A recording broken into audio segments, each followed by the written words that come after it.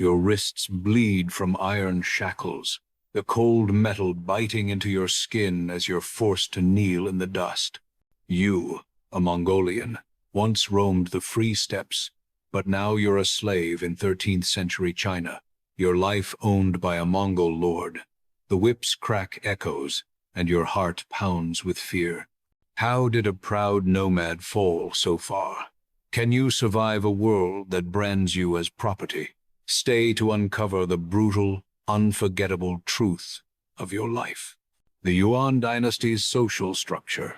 You live in the Yuan Dynasty, a Mongol empire that grips China from 1271 to 1368. It all began with Genghis Khan, who in 1206 united the Mongol tribes into a war machine. By 1209, the Tangut state of Shisha falls, its people crushed under hoofbeats. The Jin state follows, crumbling by 1234 after years of relentless Mongol assaults. You, a Mongolian, might have been caught in the chaos of tribal wars or rebellions, your freedom stolen in the blink of an eye. The Yuan world is built on a strict social ladder, and you're near the bottom. Mongols sit at the top, their power unquestioned, but not every Mongol is freesome, like you are enslaved. Below them are the Semu, traders and officials from Central Asia and beyond, wielding influence. The Han Chinese of the North rank third, while Southerners, conquered later, are last among the free. Slaves, including Mongolians like you, are beneath even them, your life valued less than livestock. This hierarchy, borrowed from the fallen Jin state, strips you of rights. Your status as a slave is often hereditary, a chain binding not just you but your children. The Yuanshi, the official chronicle, paints this rigid system in stark detail. Laws, like those in the lost Jingxi Dadian, enforce your servitude with an iron fist. Mongol penal codes loom over you, promising brutal punishments for even the smallest defiance. How you became a slave. Your life as a free Mongolian ended in a flash, likely during a brutal tribal war. Picture the chaos of 1206, 1209, when Genghis Khan's armies swept across the steppes. Rival tribes like the Merkits or Naimans stood no chance, their warriors crushed and survivors like you bound in chains. Defeat meant enslavement, your freedom traded for a life of servitude. Thousands were captured in those bloody campaigns, their lives forever altered. You might have been one, dragged from your yurt to a world of suffering. But war wasn't the only path to slavery. Maybe you committed a small crime, stealing a horse, or defying a chief and faced enslavement as punishment. Or perhaps poverty crushed your family, forcing them to sell you to settle debts. Kidnappers roamed the land, snatching people like you to trade as commodities. Women and children, even Mongolians, were prime targets sold to the highest bidder. The shame and fear of being torn from your kin still haunt you. Some of you were never free to begin with, born into slavery because your mother was a slave. Your fate was sealed before you took your first breath, chained to a hereditary curse. The Yuan's conquest of the Song dynasty in 1279 flooded the empire with new captives. Skilled workers, like blacksmiths or weavers, were spared death only to be enslaved. You might have been one of them, your talents binding you to a life of forced labor under Mongol rule. Your daily life as a slave. You wake before dawn, your body a map of aches, sprawled on a threadbare straw mat that does little to soften the cold, packed dirt floor. The hut you share with a dozen other slaves stinks of unwashed bodies and damp earth, its flimsy walls leaking drafts that chill your bones. Breakfast is a chipped clay bowl of watery millet gruel, flecked with grit that crunches between your teeth, or a fist-sized scrap of bread so hard it could break stone. You force it down, your stomach snarling, as overseers' shouts pierce the morning gloom. You're herded to the fields, planting endless rows of cotton or mulberry, each seed sown with your sweat, fueling the Yuan Dynasty's thriving farms. The sun climbs, burning your neck, while guards with cold eyes and coiled whips stalk the rows, ready to pounce. Your hands, rough as tree bark, split and bleed as you clutch a splintered hoe, its jagged handle chewing through old blisters. You toil 12 to 14 hours, your back bent like a bow, with only a brief pause to sip cloudy water from a communal bucket, its taste metallic and warm. Some days, you're yanked to construction sites, dragging heavy, uneven stones for roads or canals, each one bruising your shoulders until your spine feels like it might snap. The Qin Dynasty's massive projects, centuries earlier, set the template for this soul-crushing labor. Your clothiza tattered tunic, patched with mismatched scraps cling to your sweat-soaked skin in summer and fail to block winter's knifing winds. Lunch, if you're lucky, is a shriveled yam or a handful of wilted greens, barely enough to quiet the gnawing hunger that dogs your every step. Night falls, and you stagger back to the hut, collapsing onto your mat, too drained to brush away the fleas nipping at your ankles. Your master, perhaps a Mongol noble draped in fine silks, sees you as no more than livestock, a tool to be used until it breaks. A misstep like spilling a sack of grain or pausing to catch your breath could earn a lash across your back, the leathers bite, leaving welts that throb for days. If you're a woman, dread is your shadow. You've heard hushed tales of slaves dragged to masters' quarters or sold to brothels, their dignity stripped as easily as their rags.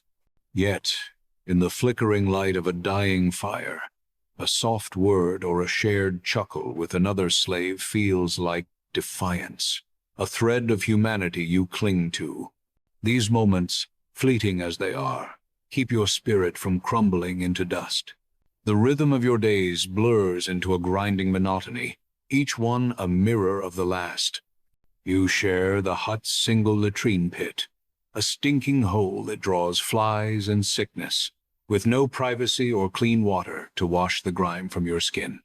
Sleep is fitful, broken by the coughs of ailing slaves or the whimpers of those haunted by their losses. You own nothing, not even the coarse bowl you eat from, and your only possessions are the scars crisscrossing your body. Still, you notice the small rituals that bind your fellow slaves, a braided cord tucked into a sleeve, a hummed tune from a lost home. These slivers of identity, hidden from the overseers, are your quiet rebellion against a world that seeks to erase you. In the fields, you sometimes glimpse the free merchants or farmers passing by, their easy laughter a blade in your chest. You're forbidden to speak to them, and even eye contact could earn a cuff from a guard. The work never stops. After planting comes harvesting, then clearing weeds, each task bleeding into the next. Your feet, wrapped in rags too thin to call shoes, blister and crack on rocky soil, leaving bloody prints you're too tired to notice. If you fall ill, there's no rest, only the threat of being left to die if you can't keep up. Yet, you find strength in the unspoken bonds with others, like the older slave who slips you an extra morsel when the guards aren't looking, a gesture that feels like salvation. Your life is a tightrope walk between survival and despair, every choice shadowed by fear. You've learned to move quickly, to keep your head down, to swallow the anger that bubbles when an overseer spits at your feet. The rare festivals, when masters feast, bring no joy. Slaves work harder to prepare, and you might scavenge a scrap of fatty meat if you're bold enough to risk a beating. You've seen slaves collapse in the fields, their bodies carted off like refuse, and you wonder how long you can endure. But in the quiet of the hut, when a friend murmurs a story of the steppes or traces a pattern in the dirt, you feel a spark of something unbroken. These stolen moments, fragile as a whisper, are what keep you human in a world that calls you nothing. The dark side of slavery. The Yuan's legal code, rooted in Jin and Mongol traditions, shows you no mercy. A single act of disobedience could bring the lash of a whip or even a death sentence. The thought of escape burns in your mind, but the risks of terrifying recapture means a brutal end. The empire's vast lands and sparse population offer a slim chance to flee, and you've heard of over 100,000 Han Chinese escaping to nomadic regions. Yet, Mongol trackers, with their sharp eyes and swift horses, hunt runaways relentlessly. You dream of freedom, but the fear of their pursuit keeps you tethered. Punishments are a public spectacle, meant to crush your spirit and warn others. Some slaves are branded with hot irons or shackled to stop any hint of rebellion. If you have children, they're born into the same chains, a heartbreaking truth that weighs on you. You've seen families ripped apart, sold to different masters, their cries echoing in your memory. The Yuan Dynasty, a Yuan legal record, lists slaves punished harshly for the smallest mistakes. Every day, you live under the shadow of these cruel laws, your hope worn thin. The Mongols often massacred civilians during conquests, sparing only craftsmen for their skills. As a Mongolian slave, you might have been kept alive for your ability to forge tools or weapons.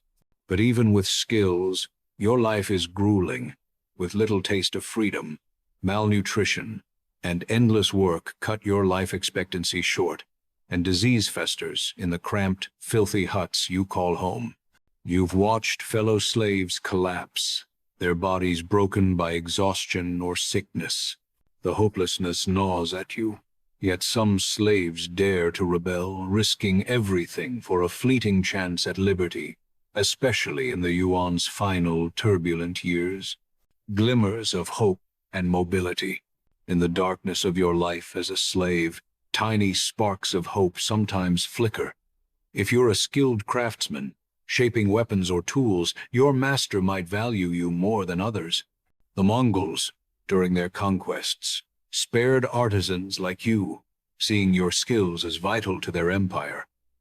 A rare few slaves climb higher, becoming trusted retainers to powerful Mongol overlords.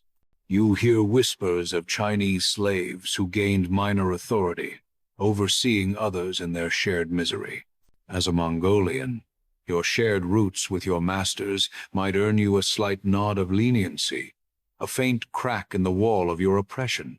Stories of freedom keep your spirit alive, like a fragile flame in the wind. You hear tales of slaves who scraped together enough to buy their freedom, their chains finally broken. Back in the Song Dynasty, around 1200, some who sold themselves into slavery could be freed, and traces of those rules likely linger under Yuan rule.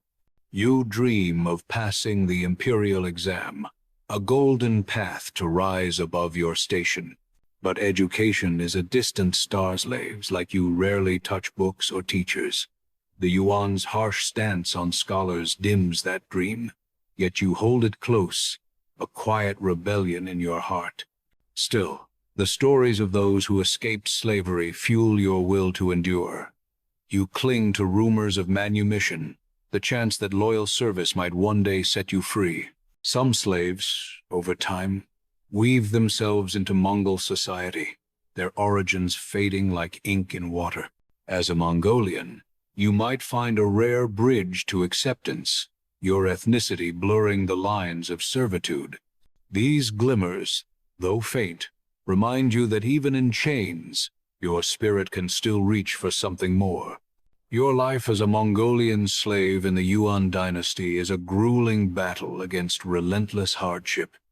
Each day, you face backbreaking labor, the sting of fear, and the weight of stolen freedom.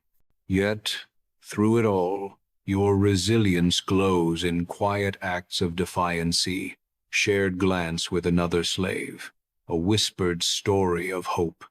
The Yuan's rigid social system, with its towering hierarchy, has shaped every moment of your existence, chaining you to a world that sees you as less than human. Still, you've clung to fleeting dreams, whether of freedom, favor, or a better tomorrow. How would you keep your spirit alive in such a brutal world? And what small spark of hope would you hold on to endure another day?